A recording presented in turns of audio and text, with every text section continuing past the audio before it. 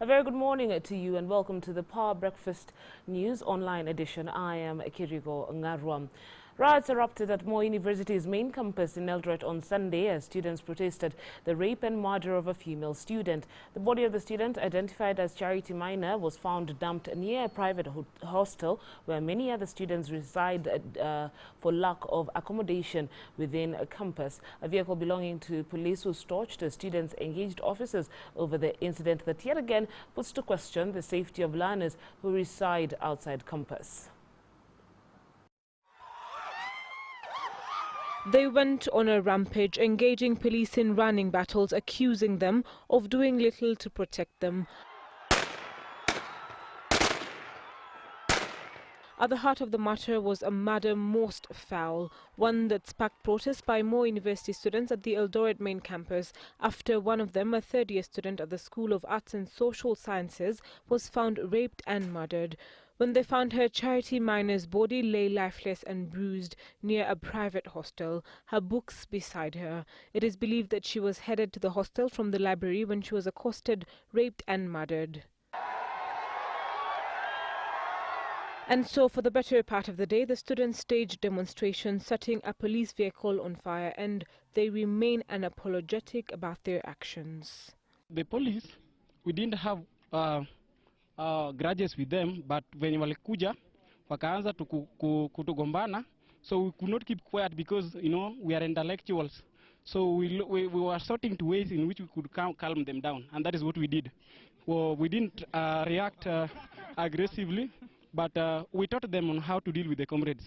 The police is just a kilometer away, not even a kilometer, meters away. And they come here, the body is found at 6 a.m. They come at 11. They go ahead and leave the body with the vehicle here. What do they expect? They burned our fence. We are not demonstrating. The police were demonstrating with us and we were cooling them.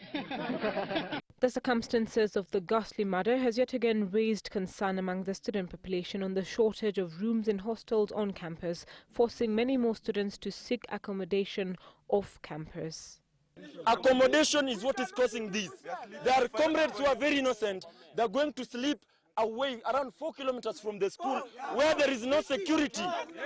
This as police are yet to arrest the perpetrator behind the killing. Members of the National Assembly are scheduled to hold an informal session to lay strategies for retaining the Constituency Development Fund. The lawmakers are also keen on amending the CDF Act after the fund was on Friday declared null by the High Court, which ruled it has no place in the 2010 Constitution. But as Francis Gashuri reports, the opposition chord wants MPs to support a referendum and change the Constitution through the insertion of clauses that would legitimize the kitty. Reality is now sinking on the members of the National Assembly after the High Court last Friday declared the Constituency Development Fund unconstitutional. A three-judge bench in its ruling said the over 30 billion shillings disbursed annually to the constituencies ought to be channeled to the grassroots through the county governments in line with the devolved system of administration. It's a ruling that has jolted the lawmakers since it seeks to take away from their control funds that they have used to popularize themselves in their constituencies and as a campaign tool for those seeking re-election. Bila CDF hakuna Kenya. Na ile pesa pekee ambayo haiwezi kuporwa ni CDF. Ule mtu anataka kuchezea CDF ajue anataka kucheza na maisha ya watoto wetu, kwa sababu hiyo pesa ndio sisi hutumia hata kulipia hawa basari. The members of parliament now plan to go around the court ruling by flexing their legislative muscle. They are scheduled to meet on Tuesday in an informal session known as the Kamukunji to strategize on how to keep controlling the CDF billions, while some are pushing for amendments to key clauses in the CDF Act to align it to the Constitution. Some want the Constitution amended to entrench the constituency's kitty in the country's supreme law. Lakini madamu koti imetupatia nafasi siku 100 kuhakikisha tumekarabati ile katiba ili tuingie pale CDF irudi kwa mwananchi. Tumesema tutakaa tuifanye kabla siku 100. But the opposition team CORD is keen on capitalizing on the MP's anxiety to boost its referendum push. CORD leader Raila Odinga seems to have beaten a retreat 24 hours after backing the High Court ruling declaring CDF unconstitutional. At the moment, you have quite a lot of confusion, where you have got the legislature, which is supposed to be oversighting, also doing executive work. Now you ask yourself, if they're doing executive work, who is then oversighting them in that regard?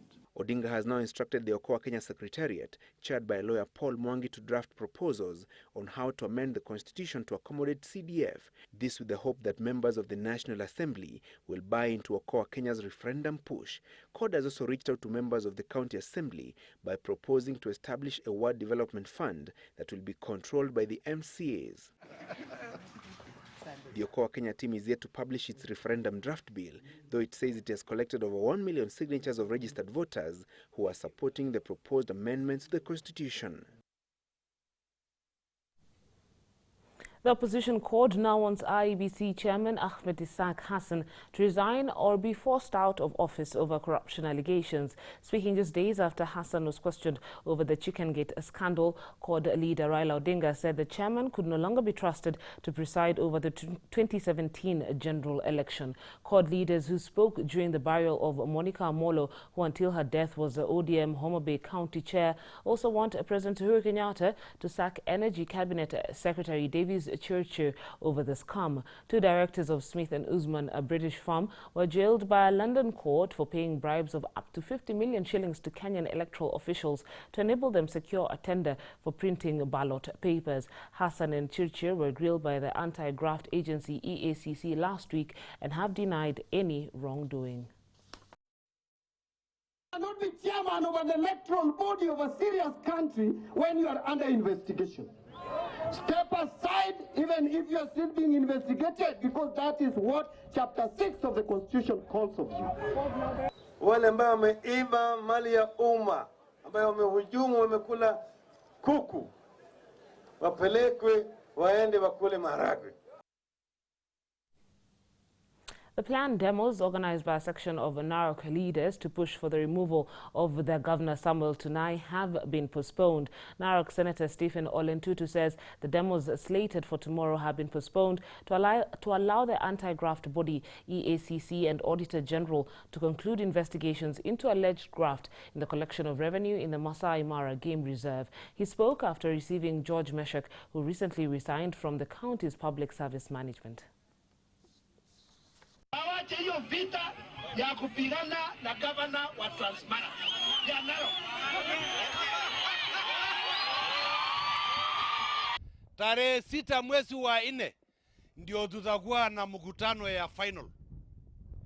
Tupatie rais nafasi vile aliomba nyinyi watu ya county, na lazima tutie na tuheshimu yeye.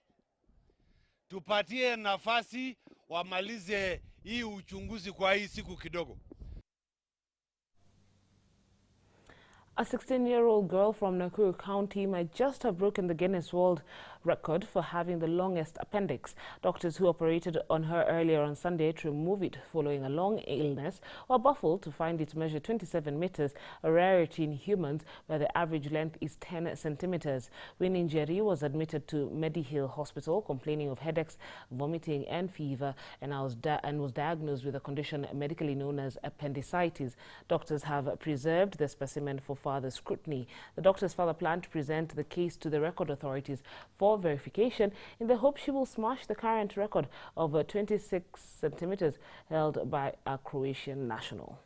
We have problems and maybe they don't know, and maybe it adds with complications. So for this we just say thanks to God that what is important is the life of the kid. So this is more or less a new measure in the field of appendicular size that we have discovered, and we are going to report it in all medical journals, as also will apply for the Guinness Book of World Records.